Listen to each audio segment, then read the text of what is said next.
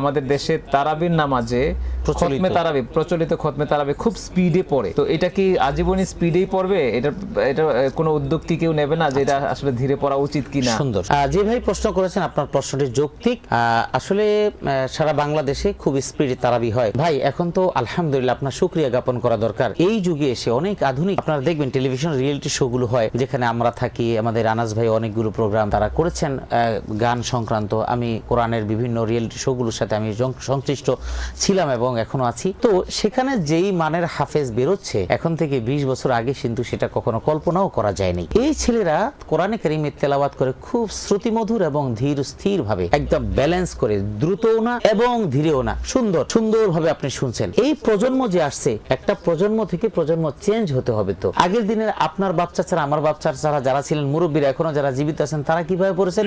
আলহামদুলিল্লাহ রাব্বিল আলামিন, এটুকু শোনা গেছে, মাঝখানে কিছু নাই, ওয়ালাদ দাল্লিন আমিন, এভাবেই কিন্তু নামাজ হয়ে গেছে। এবং আমি ছোটবেলায় আমি যখন হেফজ শেষ করেছি, তখন আমি নামাজ পড়ে যখন হেফজখানায় শেষ পর্যায়ে, তখন আমি রমজানে যখন তারাবি পড়েছি মাদ্রাসা ছুটি হওয়ার পর, আমার মনে আছে যে যিনি নামাজ পড়াচ্ছেন তিনি হাফেজ ছিলেন কিনা আমি জানি না, মনে হয় না। তিনি বলতেছেন আলহামদুলিল্লাহ রাব্বিল আলামিন পড়ছেন, পড়ার পরে বলছেন ইন্না আতাইনা কাল কাউসার, এইটুকু শুধু দাঁড়ানো অবস্থায় পড়ছেন। আর ইন্না আতাইনা কাল কাউসার ফাসাল্লি লিরাব্বিকা ওয়ানহার ইন্না শানিয়াকা হুয়াল আবতার, বাকিটুকু রুকুতে যেতে যেতে পড়েছেন। এবং এই ব্যক্তির পিছনে নামাজ পড়ে সবাই খুব তৃপ্ত, কারণ হুজুর এত সুন্দরভাবে পড়ান যে সময় বেশি লাগেই না এবং দাঁড়িয়েও বেশিক্ষণ থাকতে হয় না, রুকুতেও বেশিক্ষণ থাকতে হয় না, বাস এভাবে উঠে নামে, কোনো তাসবিহের কোনো বালাই নেই। আমরা সেই যুগ থেকে এমন যুগে এসেছি যেখানে এখনো রুকু সেজদাগুলো সুন্দরভাবে হয়। বাংলাদেশের বিশেষ করে শহরে, গ্রামে পরিবর্তন হয়নি এখনো, শহরে আলহামদুলিল্লাহ এখন শত মসজিদ পাবেন যেখানে মানসম্মত তেলাওয়াত হচ্ছে। ওলামায়ে কেরাম ভূমিকা নিচ্ছে না, ওলামায়ে কেরামের ভূমিকাতেই আজকে এই পর্যন্ত আসছে। তবে ভাই একটা জাতিকে পরিবর্তন করে 2 বছরে পারবেন না। যেটা আজকে 200 বছরে এই পাক ভারত উপমহাদেশ